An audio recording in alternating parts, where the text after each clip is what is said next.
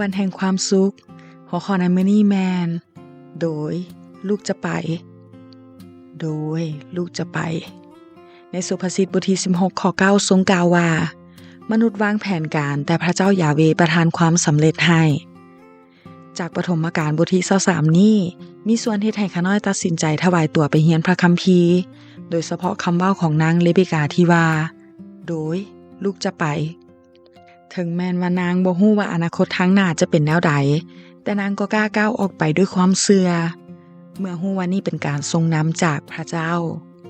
เรื่องราวนี้เหมาะต่อผู้ที่กำลังแสวงหาน้ำพระทัยของพระเจ้า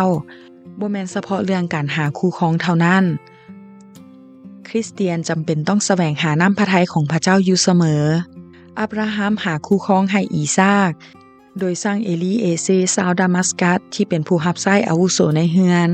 เป็นผู้เบิ่งแยงทรัพย์สมบัติเป็นคนสัตย์ซื่อและไว้ใจได้ให้เฮ็ดหน้าที่นี้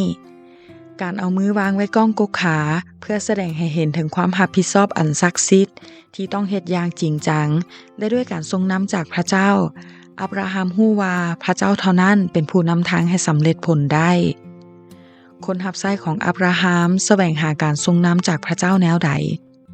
การแสวงหาน้ำพระทัยของพระเจ้าจะต้องดำเนินแบบต่อเนื่องในชีวิตทุกๆมื้อถึงแม้นว่าเชื่อในพระเจ้าแล้วก็ตามการแสวงหาน้ำพระทัยของพระเจ้าจำเป็นต้องมีในทุกเรื่องทุกมื้อและในทุกสถานการณ์การแสวงหาน้ำพระทัยของพระเจ้าจะต้องยึดมั่นอยู่ในพระสัญญาของพระเจ้าอับราฮัมบ่เคยลืมพระสัญญาเฮาเองก็ควรระลึกและยึดมั่นในพระสัญญาต่างๆในพระคัมภีร์ด้วยการแสวงหาน้ำพระทัยของพระเจ้าจะได้รับการทรงนำจากพระวิญญาณของพระเจ้าอับราฮัมจึงอวยพรว่าพระเจ้าจะทรงใช้ทูตของพระองค์ไปข้างหน้าเจ้า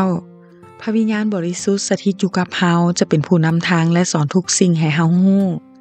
อย่าได้ย้านในการเดินทางเพราะเฮามีองค์พระผู้ช่วยซึ่งจะไปกับเฮาเสมอ